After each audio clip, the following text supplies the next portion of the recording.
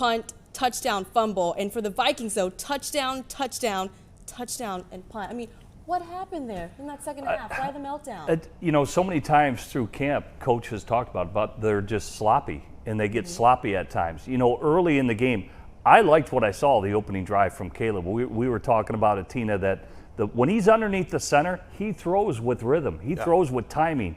And Tina pointed out, he was 6 for 6 that first drive down the field. And then when they started to go shotgun, to me, that's where he gets out of rhythm, and then you're in 3rd and longs and things like that. And then, like what Pat talked about, there were a lot of missed throws by Caleb. And to me, a lot of those are in the shotgun. You saw a wide receiver screen. If he doesn't get the laces perfect, he's throwing it in the dirt. He's inaccurate with his throws from that standpoint. Missed more on the touchdown that you mentioned. And you could tell he was getting frustrated because a lot of times they're not playing on schedule. He's not in timing. He's not in rhythm. And overall, the 3rd and long, the one time it was 3rd and 30. Yeah. I mean, Tina, you make the call. You may want to punt on 3rd and 30 at that point because it's tough. My favorite line by J-Mac, Jason McKee, played for the Bears 06. He said there is no play call for 3rd and 30. Yeah. There is no play call when you are at 20 plus. And there's not a lot of situations that you can put a quarterback in to be successful. Now, it does not excuse Caleb for what we saw today, but there was a lot of those moments where how are you going to be successful in this situation playing behind the 8 ball too many times? I want to talk a little bit about going from under center to shotgun in just a moment, but let's talk about that opening drive. He was perfect. What did you like that you saw? Every throw was a play-action throw, if you look at it. And they were pretty equal with Minnesota tonight in how they ran the ball. And at times, even the second half, I thought DeAndre Swift at times, he was kind of throwing his weight around out there. But that first drive, they stayed on schedule. And if you notice, Ben Johnson, they had a timing. They had a rhythm. He was calling the plays quick. He's in and out of the huddle. But all those throws, if you go back and watch that drive, they're play-action passes. Coming out, he's faking from underneath center, and as soon as your foot hits, you got to hitch and throw. And for the most part, he did that, and he was beautiful that first drive, and that's why it ended in a touchdown. Pat, what did you like? Listen, I thought that first drive, we saw a very confident Caleb Williams, and we saw Caleb Williams who looked like, I understand the plays that I'm going to run here. I know where I need to be. I know how to be on time. And like you mentioned, Jim, that just started to fade away as the game went on. I thought the 4th down calls were really good calls by Ben Johnson. You had receivers open, you had opportunities. Yeah. Missed throw to DJ Moore, missed throw to Cole Kmet. Those are passes you got to make. Now, again, we haven't watched the tape yet, so when you look at the tape, maybe the timing's off on DJ, maybe it's off on Caleb.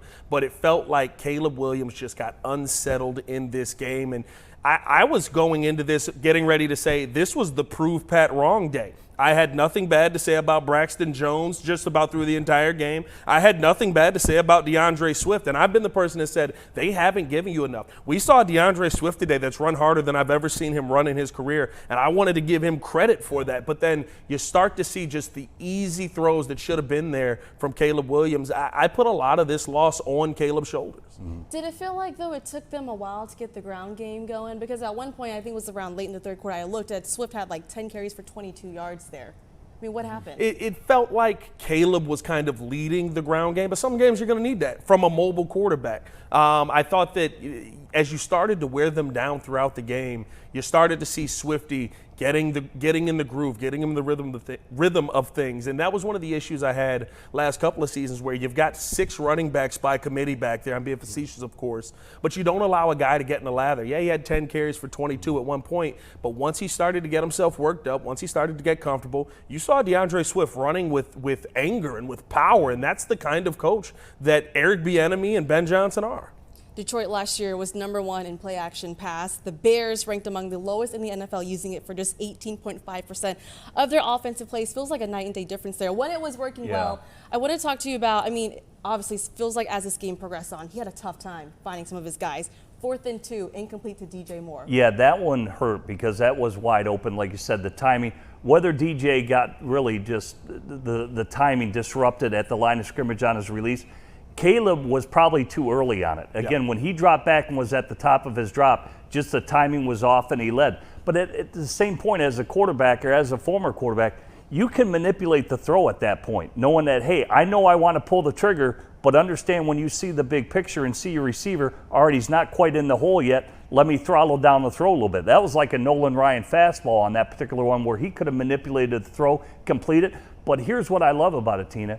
Much like Dan Campbell did when he first arrived in Detroit, he went for it on more fourth downs than any coach in the league. Why did he do that? He did that, he said, because I wanted these guys to put it on them that, guys, we've lost enough. We need to learn how to win. We are going to go for wins every time. And if you look later in that game where they settled for a field goal, I thought Ben Johnson was going to go for it again on fourth down. He said, no, we better take the field goal here. Let's play with the lead here. Unfortunately, it wasn't good enough. But I think as the season goes along, you're going to see Coach go for it more and more on fourth downs. And it's going to be imperative that Caleb Williams, he's got to produce in those plays because that play was open, it was schemed correctly, and it was there for the taking. They could have had more points right there. Pat, are you shocked at how much he struggled, Caleb Williams struggled down the stretch? I am shocked because Ben Johnson gave him the opportunities. You know what I mean? Like that's the thing for me that I think is really standing out from this game. It's not last year where it's like, well, there's nobody open for you to get this ball into. Who is he supposed to throw it to? DJ was there.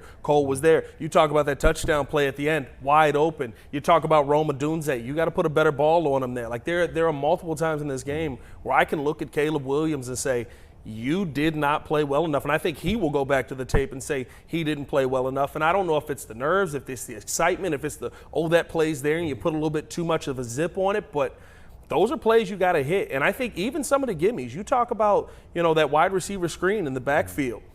Those are the gimme plays to get easy yards that Ben Johnson has to have work. And you're going to start to get looked at sideways by your head coach / offensive coordinator if you can't start to hit those on a consistent basis. Yeah. It was interesting, Tina, and you brought up earlier about the 12 personnel, 2 tight ends. Ben did a lot of that playbook here tonight. He even brought in Theo Bennett, much like Benedict, much like they did in Detroit with Dan Skipper. So he wants to stick with this philosophy. And he had dialed up a lot of good plays. But I think with Loveland, with Cole Kmet, they'll have the ability to do that. And that's going to help out Caleb as well because those are easy throws to the tight end that they can build upon, and they'll be pass protected from that standpoint as well. But like what Pat referred to, he's got to hit those throws. Yeah. He's got to hit those throws to stay on schedule. How did you see him progress through some of his reads tonight? I thought underneath the center, he was really good. I thought, like even the early throw was a chilly roll where he comes out and he was late. He waited for DeAndre Swift, who was on a really wide, and it almost looked like he just looped it out there, but he was looking downfield. You could see him. He knew he was going to Swift. He delayed and then finally delivered. But he had much more. You could see him go through his progressions when he was underneath the center. And it kind of forces you to do that. When you're in shotgun, you kind of get lazy with your feet, and the timing doesn't always match up to when the routes are going to come out of their breaks. And I thought that's where he played his worst tonight, to me, was out of shotgun. Really? And for someone who spent the majority of his high school and college career, take us through that, because Ben Johnson came in and said, hey, we're going to use you a lot under center. When you're a quarterback that has to make that kind of switch, I mean, what goes into that? Well, after tonight, he may ask to be under the center more because he played better underneath the center. His timing, his rhythm, I thought going through his reads, he seemed more calm in those situations. When he was in shotgun, that's when, to me, he was in disarray. The missed throws from that standpoint, nothing timed up. He wasn't as accurate with his throws. And, even for him, those now routes and those quick wide receiver screens, maybe it's better for him to be under center because once he doesn't have the laces in his hands, he is terrible. He threw like 3 in the dirt when he didn't have the laces in his grip. And we talked about that, right? Like that was the thing where you got to have that timing. You talked about how Olin would snap the football to you, and every single time it was perfect. There is some of this that is Drew Dahlman and Caleb Williams just played their first real NFL game together, and you got to start to get that timing down with the quarterback, with the center. But I think the thing is, right, we didn't leave today talking about pressuring Caleb Williams' face. We didn't leave today talking about terrible scheme. We didn't leave today talking about wide receivers not getting open. This was a game that felt like this is the game that Caleb Williams should be on time, on target. And we're talking about the shotgun. It truly is the thing that you're like, that's in your bag already. Like the under center stuff was added. What happened to the stuff that was already in your bag? Yeah, and it's interesting because here he's the quarterback that has a year of experience under his belt. You know, you look at how shaky J.J. McCarthy was in his first start. He started shaky and finished strong. Yep. Caleb started strong and finished shaky. Yeah. I mean, that shouldn't happen for a second-year quarterback. In his defense, it's his first year in this new offense. I get it, but there's a lot of investments around him to give him support. Caleb Williams tonight, 21 of 35, 210 yards, a touchdown. He was sacked twice, and talking about those investments that they've made. I mean, the interior of this offensive line, right? Bringing in Joe Tooney, Drew Dahlman, Jonah Jackson. How did you guys see that offensive line perform tonight? And especially Braxton Jones, because, I mean, hey, we've been talking about this left tackle position for a long time now. The false starts didn't do Caleb any help. I mean, he's got to stay on schedule so you don't have those 3rd and longs. I think, you know, for the first game, of course, we're disappointed because it's a loss. There's a lot to improve. There's a lot they can get better because those pre-snap penalties, those should not happen. I mean, those have to be cleaned up. I mean, even last season, we talked about the pre-snap penalties. I mean, you got to clean it up. Absolutely. It's too sloppy. It's way too sloppy. And again, you can never stay on schedule when you have that. You know, here you're in 1st and 10. Next thing you know, you're in 1st and 15. That just can't. It's hard to be a play caller, to play in rhythm and set up other plays when you shoot yourself in the foot right in your first snap of the series. I'll say this about the O-line as well, right? Like the interior, the guys you brought in. Jonah Jackson had some struggles tonight. I'm not going to act like he didn't, but I thought your interior was fine. I thought, and like you said, we've talked about him all offseason. Give him his flowers today. I thought Braxton Jones was fine out there at left tackle. In fact, I thought there were a couple of plays where I had to go, all right, Braxton, I love how he's setting the edge and he's just taking somebody out in the run game. I loved what we saw in a couple of plays from Braxton. All-Pro Darnell Wright, as he was prophesied to be here in Chicago, doesn't look like All-Pro Darnell Wright. We saw false starts from him. We saw him get beat a couple of times to the outside, and you're going to get beat at times, but it's like, what did Ben Johnson say? Lose slow. There were times where Caleb Williams just had to step up in that pocket a little bit too quick. All of those things go into the timing of this offense, and I was shocked to see how much Darnell Wright struggled, especially after the comments Dan Rashard made about him in the preseason. I thought we were going to see a little bit more in this first game. What did you see from Caleb Williams when the pocket broke? Yeah, I think he's who he is. You know, I think he's extremely athletic. There's no denying that he can make plays with his feet. I mean, to go down there, that first touchdown run was phenomenal. And he had a couple other scrambles, one where he avoided a sack and made a positive play. Sometimes I question the awareness of him when he does leave the pocket. Obviously, he's stepping out of bounds on the one. And those things, you know, he's played enough football where he's got to be aware of those situations. But his athleticism, and the coaches praise that, and I think sometimes it's to the detriment because I'd like to see him play with more structure. You know, that to me is where the game is played. You know, we saw it last night with Josh Allen and Lamar Jackson. Those guys, when they want to freelance, they're phenomenal. You know, and Caleb has that in him where he can freelance, but those guys now, with where they are in their careers, they play with structure. And when they need to play with structure, they play extremely well now. Yeah, 100%. I thought that within the structure, we saw him be a little bit better today, but there was a lot of the structure crumbling around him with the pre-snap issues and things like that. But out of structure, Caleb Williams is still the pass to Rome Odunze. There's not 10 quarterbacks in the NFL that can make that pass. How he scrambled out. Now, did he hold the football too long there? Maybe miss something? We'll see when the tape comes out. I felt like he held the football a little too long, but he turned that into, you didn't catch me, now I'm going to be able to get away and go out here and get a first down. Like, those are the plays where when he gets off schedule, you like to see it, and you love, again, that you have that in the bag, but you can't have that more often than not. I didn't feel like that was happening more often than not, which is better tonight, but just in schedule, on time, on target, those were the moments that I thought really he struggled in. I know tonight was Ben Johnson's first NFL game as a head coach, and it was only one game, but what did you learn about his offense here in Chicago? He's got a lot of the elements that he brought from Detroit, and I think and we know that was a winning formula. Granted, they're not the same players, and it's not entirely the same playbook. He's going to play with the players he has, but he's got a certain way of how he wants to play the game. We saw, like you said, a lot of two tight ends. They brought in, obviously, Benedict, again, like I said, as a bigger tight end when they want to get big to make sure the blocking that was there. So last year, as you threw out the numbers for tight ends, they ran 26% Detroit personnel. That was one of the top in the league, and I think you're going to see that here for the Bears. More that Loveland will get involved into the game plans, I think, as the season goes along, but I think it's going to be very similar. And the coach, like I said, to me, he's going to get more aggressive. He's going to start going for it more on fourth downs, in my opinion. Because why? This team needs to learn how to win. They haven't won in a long time. They haven't scored more than 18 points in a long time. They made it to 24 tonight.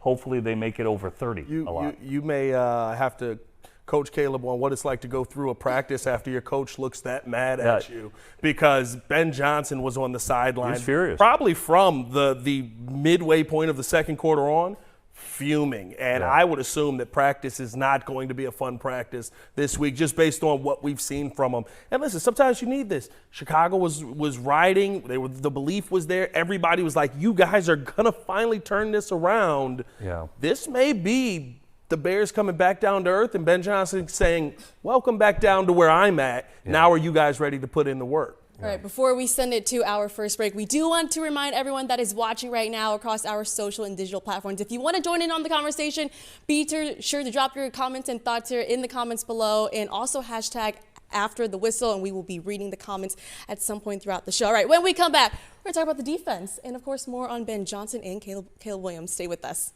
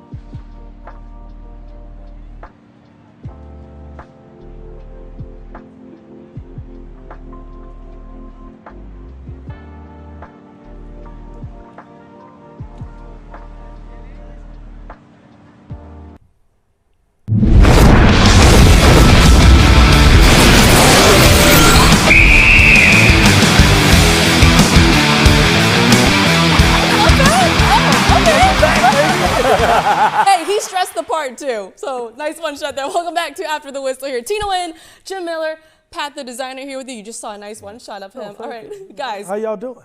Let's talk about Ben Johnson, because you just brought up a good point. I mean, Ben, you expect him to be more aggressive, obviously going for it on fourth down, really teaching this team, hey, we got to win. I mean, when you've got a guy coming in like that, what does it take to really turn around the culture here first? Well, it's to put it on the players and say, hey, it's on you. You've got to be the ones that come through. You want to start winning? Hey, I'm going to be aggressive with my play calls. I'm going to tell you what, tomorrow morning in that auditorium on that fourth down call to DJ Moore, and Caleb Williams sees that missed throw, and all of his teammates in the auditorium, all your colleagues see that missed throw, and the coach can be like, that's what I'm talking about.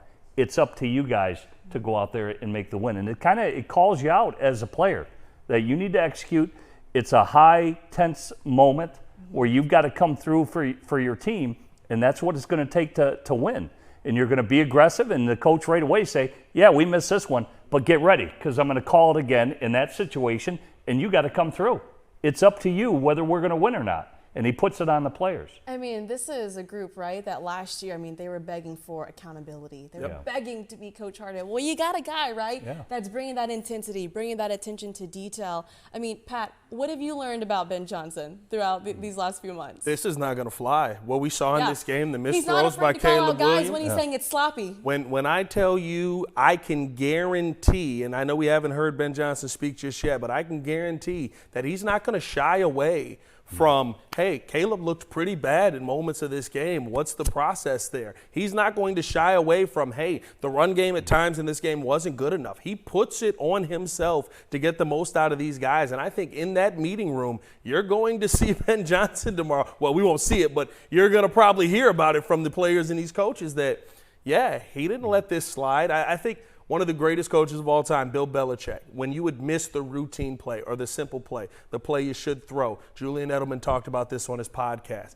He said he would rewind that play so many times that eventually you go, Coach, I get it. I messed up. I'm sorry. But you know what? That's what builds the winners. That's what builds teams that don't make those mistakes, because everybody, like you said, everybody in that meeting room is probably going to be watching that play tomorrow where he misses DJ Moore on.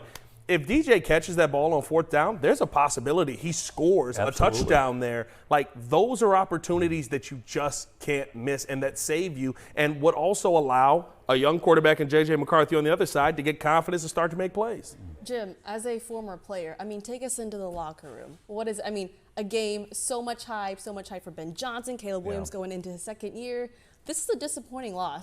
It is, and I think those players know that. They missed an opportunity tonight. They started so strong, and I know we'll talk about Dennis Allen and his defense because I thought he did a great job defensively, but as it wore on, it got pretty sloppy. Yeah. I mean, this is pro football now for a reason. I think Coach will say that. Hey, man, what does Mike Tomlin always say? In the NFL, routine plays need to be made routinely. There were some routine plays that need to be made routinely. This is pro football for a reason, all right? This isn't amateur status. This is pro football, and you've got to be able to execute it at the highest level possible. Let's talk more about Dennis Allen and this defense. First off, a lot of injuries. Jalen Johnson, no TJ Edwards, Kyler Gordon. How did you see some of those guys that step up tonight? Yeah. Listen, I thought you had a defense that was getting after J.J. McCarthy for most of the night. By the time you go out there, though, you listed off how many times it ended in punt, missed field goal, turnover on downs. Like, your defense eventually is going to get a little bit worn down. I thought we saw that in the fourth quarter of this game. But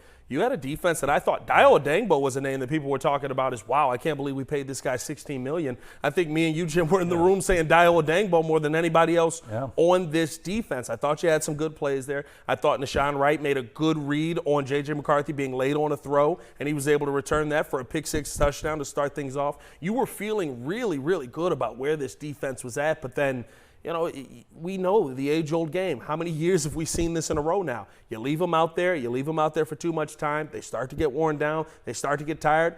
Minnesota got that run game going with Jordan Mason in the second half, and that was all she wrote. Before we send it to break and listen to Ben Johnson on the other side of that, I want to ask you guys, how much is this defense going to really have to help this team stay in the game? They've got to get their secondary players back healthy. To me, that was the strength of their defense. Jalen Johnson wasn't out there tonight, Kyler Gordon. I thought they did yeoman's work early. A lot of it because J.J. McCarthy was struggling in his first start. Yep. You know, they're going to face more, consistent offenses. Not that Minnesota's bad. It's just a young quarterback where they couldn't go against it. Noah Sewell was in there. T.J. Edwards will help out being there. But to me, the strength of their defense is their secondary, and they were missing 2/4 of it tonight. How different would this defense perform tonight if it wasn't J.J. McCarthy there? Listen, making his first NFL start. I'll say this. There was still a ton of pressure from Dio Odengbo and Montez Sweat off of the edges. I thought the blitzes were getting home. I thought that the DBs were playing okay. It looked like you had your second and third, and then when Nashawn Wright went down, your fourth DB in the game in Nick McLeod, right? So it looked like a team that was trying to piece it together, but I thought you saw some really good things that are consistent even with a good quarterback in there. And by the end of this game, you just started to miss on those gaps. You started to miss on some of those reads. I thought Noah Sewell started off this game really well. By the end of the game in coverage, he was getting absolutely demolished. I mean, that wheel route to Aaron Jones was just like, That's your man. You knew that was your man, and you allowed him to run right past you. Those are the things that, and again, another young player trying to figure out, but he's been in the league for a while, but he's dealt with injury. Like, those are the things that you look at and you're like, you got to keep going even when you're tired. And I think that's what Ben Johnson is trying to get through to these guys. Once again, Bears fall to the Vikings 27-24. When we come back, we'll hear from head coach Ben Johnson. Stay with us.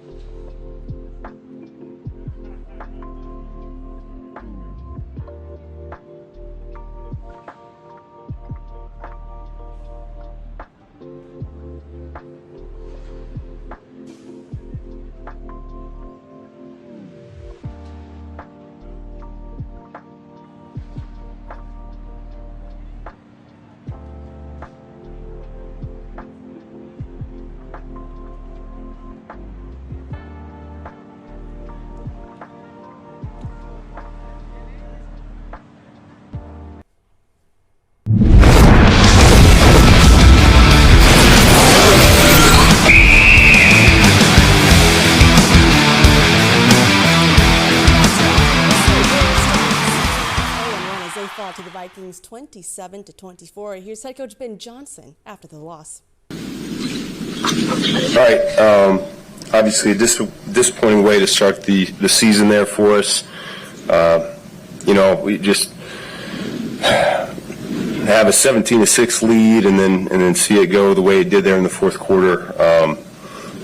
We said going into week one that the team that would make the least number of mistakes would win the game, and unfortunately we were on the wrong side of that. We made too many there late in the game, myself included. There are a number of things that I could have done better, a number of things that a number of guys could have done better. When you look down at the stat sheet and you see 12 penalties, that's got to get cleaned up in a hurry, and yet we've been saying that all training camp as well. So, we'll find a way to get that done.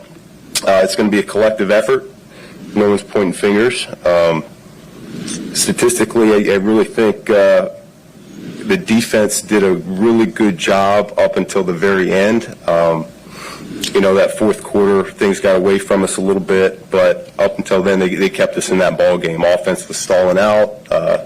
Some good, some bad. I thought Caleb played well to start the game for the most part, finding completions and getting us moving.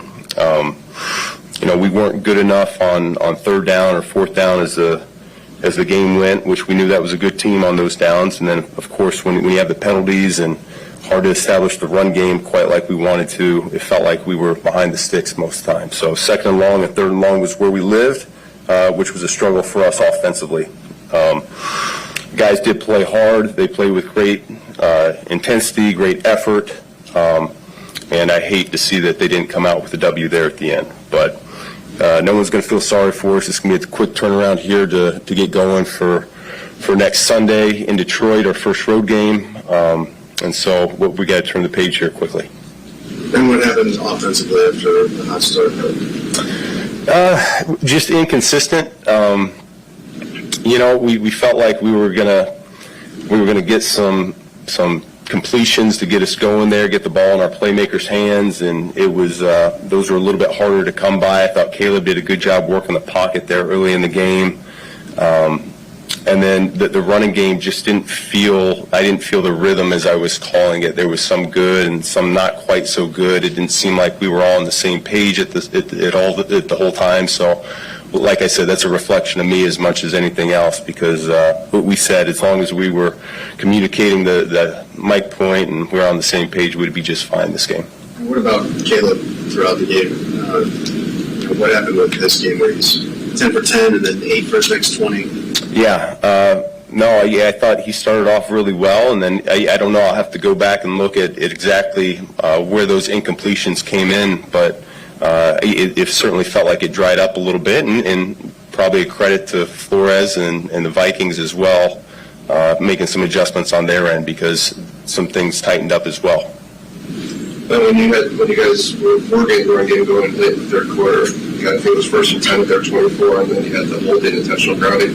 How would you describe the way that whole drive to go from a chance to put them away to missing the field goal, how that kind of maybe deflated things? Yeah, no, it's I think you certainly feel it when you're on the sideline there. You got it moving, you got it going, and then all of a sudden it starts going backwards, and negative plays are happening, whether it's penalties or the intentional grounding, things of that nature. And so, it cost us some points, big time.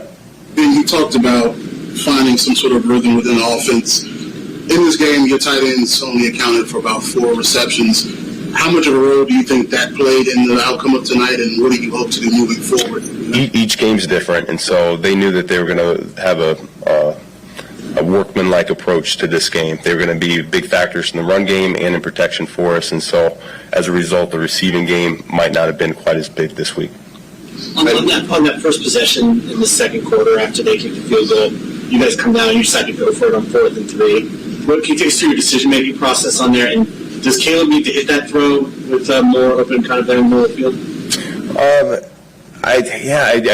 I'd have to go back and look at exactly from his viewpoint what that looked like, but we liked the call and we liked the decision at the time. At the end of the game, after you guys scored the touchdown, what was the conversation about onside versus kicking off, and then were you hoping that kick was going to go out of the end zone? Yeah, the intent was for the ball to go out of the end zone. And was there, do you guys consider onside kick? I mean, how did that? Yeah, it did. We felt like if we had kicked it out of the end zone and gotten the 3 and out that we would get the ball back with around 56 seconds. Thanks, guys. Thank you. Well, there you have it. Head coach Ben Johnson there addressing the media after their 27-24 loss to the Vikings. I mean, first off, I hear team that makes the least mistakes. The 12 penalties for 127 yards, not good enough on 3rd down, 4th down. I mean, what did you take away? Yeah, I think he's upset. You know, he's brought here to rectify this offense, and here they failed in their first go at it. And it's been like what Pat's talked about. I went to training camp. It was shaky. But, you know, here's the difference. Last year, Detroit was the #1 offense in the NFL. That's year 5 of Dan Campbell. They are just getting starting here for the Bears. So they know where they need to go, and it was a shaky start. I mean, because there was just way too many mistakes. Coach knows it. They'll clean it up. They'll work hard at it. But he knows they got a lot of work to do. It's just they're in the infancy stages right now. Yeah, 100%. It feels like, this is day one. Like I said earlier, there's a lot of bad to take away, but there is good. There is comfort. Caleb Williams under shotgun. I thought that was something. The play action, I thought that was something. There were things that Ben Johnson can hang his hat on and say, this is what we did well. If we get these things right, we can be a really good football team really fast. And he talked about it at the beginning of this, like, I'm not trying to be rebuilding this team during the season. We are going to be right now trying to win games. So you can tell he's disappointed with this performance. This was, I feel like, a very big, critical week 1 game, but it's a short week because they've got the Lions here on Sunday. Very short week for them. Yeah. Well, like you said, they got to stay on schedule. 1st and 2nd down. That's why he's upset about 3rd downs. How you become the #1 offense in the NFL when you're converting 3rd downs. Bears were 25% tonight. All right, when you're converting third downs, you're logging plays, all right? That's yardage, that's production, you're staying on the field, all the things that we know that are good that ultimately result in good things. They've got to be better on first and second down. They shot themselves in the foot way too many times. That's got to be better against Detroit. Yeah, 100%. And you got a dangerous game that you're playing right now. You're 0-1 in the division. It's not just 0-1. You could be 0-2 in the division real quick. I don't care if Detroit looked bad this week. They know everything Ben Johnson's bringing. Ben Johnson knows everything they're bringing. It's going to be about who executes the best, and that wasn't the Chicago Bears tonight. I was going to say, what do you want to see from the Bears on Sunday against the Lions? Well, I want to see a team play with the energy, like I said, start the game and finish with that same intensity. You could see them. They kind of lost confidence as the game went along. They had the high when Nashawn Wright had the pick six. They seemed, DeAndre Swift's coming out muscling. All right, here we come. And then they kind of got deflated. The balloon got popped a little bit, and they got to continue that intensity for the rest of the game and stay locked in. Yeah, to me, get the penalties down. You get the penalties down, you can become a much better football team. Like you said, first and second down, you're ending up in a 3rd and 30. There is no play call for 3rd and 30. You got to be better there. And again, this schedule, by the way, for the Bears is not an easy schedule. No. But second toughest schedule here that they've got. I mean, they've got the Lions on Sunday, then they play the Cowboys. Dak Prescott looked a lot better than I expected. And then they've got Pete Carroll and the Las Vegas Raiders. And then, of course, it is the bye week. Guys, thanks for hanging out. Hey, for our first ever After the Whistle Hey, post-game show. I'm going to up my game next week between these two guys. Hey, you got the designer and the way she's looking. I got to up my game. I was hoping we were downing the game because you came so casual. We're going to show up in trash bags. We'll give Jim the spotlight. Did she just say you were in a trash bag? I know. Is that the comment? Wait a minute. Right. Thanks for hanging out with us here on After the Whistle. Tina Nguyen, Jim Miller, Pat the Designer. We'll see you on Sunday.